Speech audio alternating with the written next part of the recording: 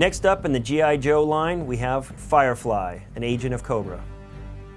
Firefly has always been the kind of guy that Cobra Commander sends off to do the dirty work. He's not a ninja like Storm Shadow. He's not a weapons guy like Destro. He's more the guy that can put a couple things together and blow something up with it. There's a lot of rich material to work with Firefly. Right away we started looking at like, okay, what's some of the modern equipment that's out there, not only available to the common personal military contractor, but to the US personnel, and as well what's available to the Russian personnel right now. He's got tons of gear. He's got his machine pistol, and the parts, the silencer comes off. That we're trying to do with all the G.I. Joe figures.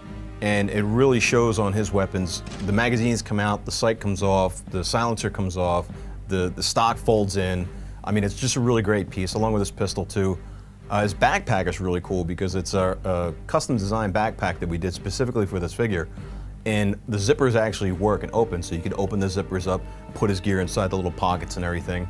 It actually has some utility features where you can carry things. It's got some straps and other things on there so he can carry more grenades. And of course on his different pockets on the backpack, he's got a spot for his radio detonator, he's got flashbangs, he's got fragmentation grenades, smoke grenades. I mean, he's loaded up.